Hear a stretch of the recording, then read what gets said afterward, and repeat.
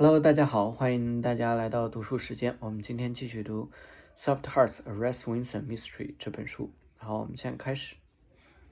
There were a million things to be done at needless necessities. Starting the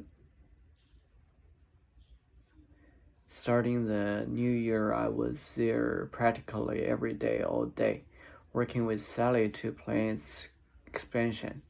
Jasmine had jumped at the chance to manage a coffee shop, but on this particular day, it was something else that got her excited when she saw me. You can finally meet Russell. He's with the painters, working on his creative side. I keep telling him he needs to start a portfolio for his college applications. Finally, I'd get to meet the boy Jasmine wouldn't shut up about. Perfect in every way, star athlete, hardest worker ever, college bound.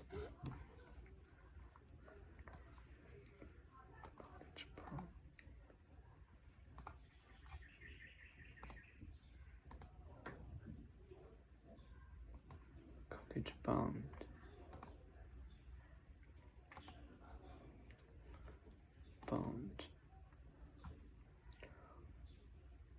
Walk or run with leaping strides. Leap forms the boundary of enclosed. I guess I was a little jealous, not because her son was clearly more exceptional than Stephanie, but because I didn't have as close a relationship with my child as she obviously had with hers. We walked over to the painting class, which today served about a dozen adults, all working with the instructor on painting an old barn with 2 horses and some free-range chickens.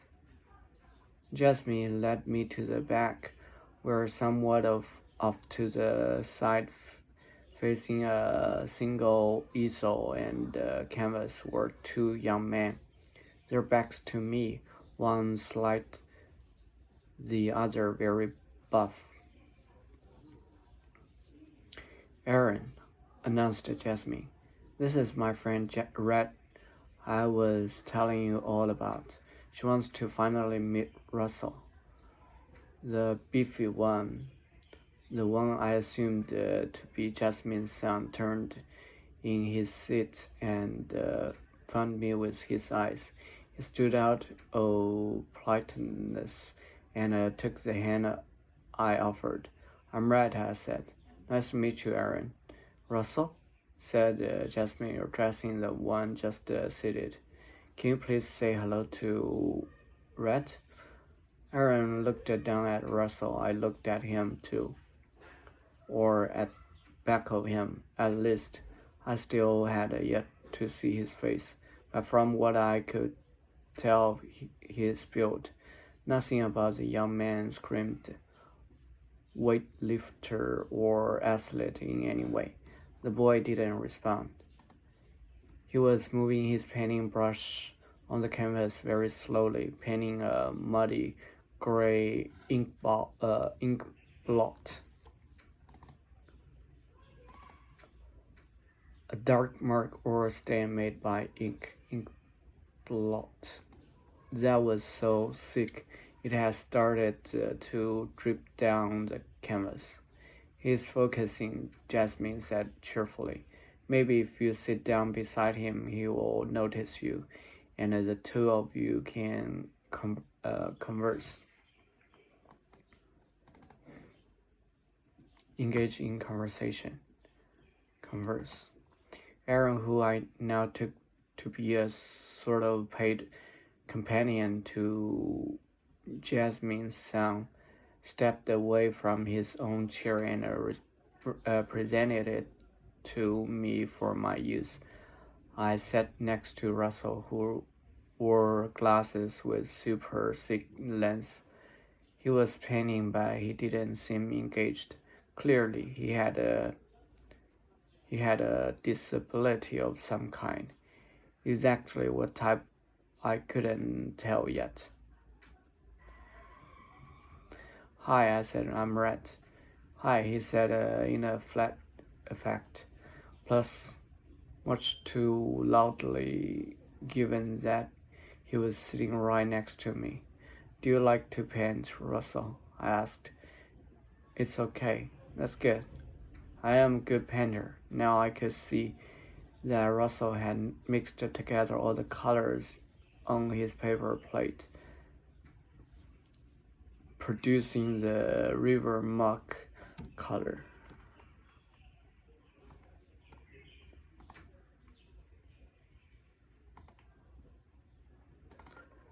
Muck, dirt, rubbish, or waste matter. I'm glad you are a good painter, I said, because I'm not. In fact, I haven't painted in years and years. It's easy for you to say. Grab a brush, I will show you how. Nervous around his loud and damaged boy, afraid that I might say the wrong thing and set him off, I rose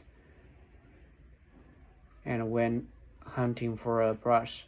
I was nervous to look at Jasmine, afraid she'd see my surprise or worse, some sort of judgment. Aaron, thinking ahead, had produced for me an easel and canvas. I found a brush and a paper plate with the colors being used by the group. I also put my hands on a wet sponge for us to wipe off our bristles between colors, or bristle, a short, stiff hair on the animal skin or a man's face.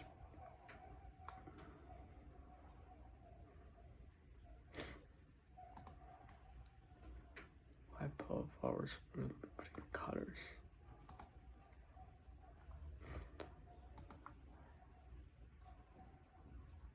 We were too far behind on the instructions to catch up with the rest of the class, and I was feeling terribly anxious.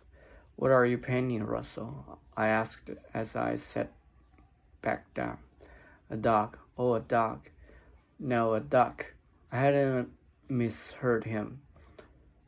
He had simply changed his mind. A duck, I repeated. That's great. Want to paint something new together? What should we paint? I finally looked over my shoulder at Jasmine. She was smiling cheerfully as ever, and I knew immediately that she was delighted with what she was seeing unfold. I knew, too, that she hadn't orchestrated this moment for Russell's benefit. Hadn't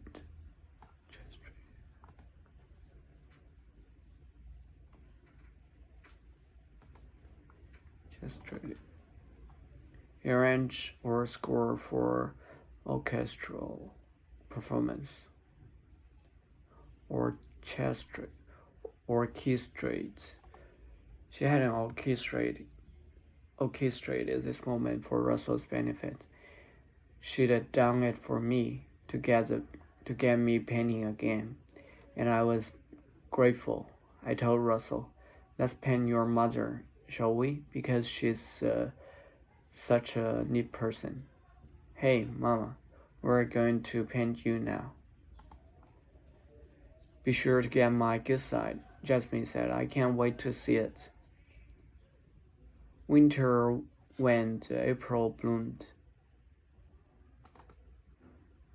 Wane, have a progressively smaller part of its visible surface disappear. Angela knew there would be a good number of former students who want to come to her mother's memorial. So she approached NC State's J.C. Ralston Arboretum to host it.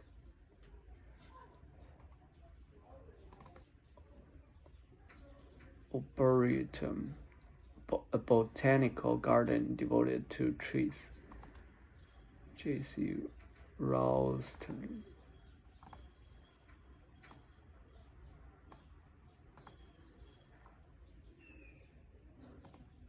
Arboretum to host it. Arboretum to host it.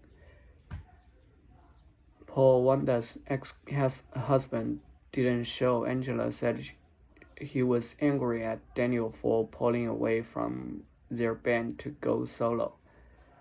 He wasn't missed. Daniel played his solo guitar so beautifully. There wasn't a dry eye in the audience. Two former students read poems they had written.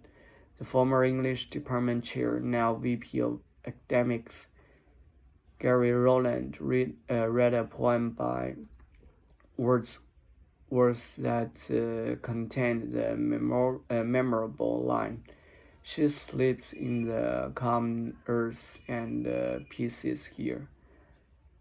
He also mentioned something I hadn't noticed in my reading of Romantics, that John Keats' poet of goodness, poet of goddesses,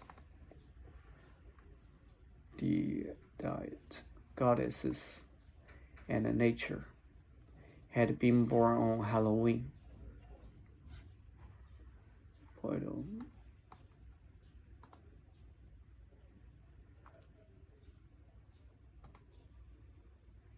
Poet of goddesses and nature had been born on Halloween.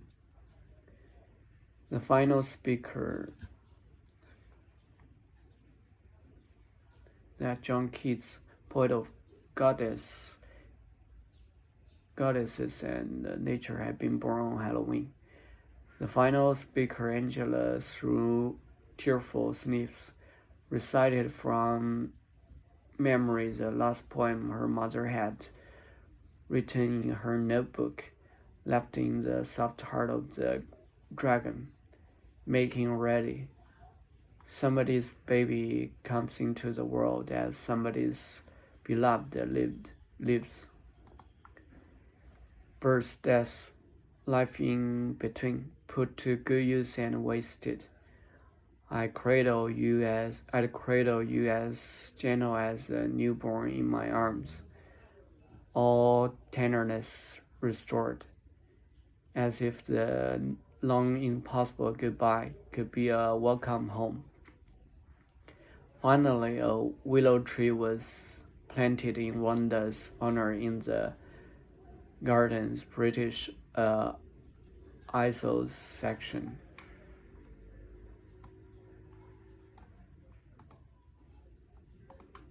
Isles. An island or peninsula, especially a small one. Isle. British Isles section. Its dedication simple: for our dear friend and neighbor Wanda Hightower, the Woodmont Neighborhood Culture Commitment. The Woodmont Neighborhood Culture Committee. A guest I was especially glad to see, Otis Jones, had come alone. He wore a brown suit and a brown Stetson that had with a black ribbon. 好，谢谢大家，我们今天先读到这里吧，那我们下次再见了，拜拜。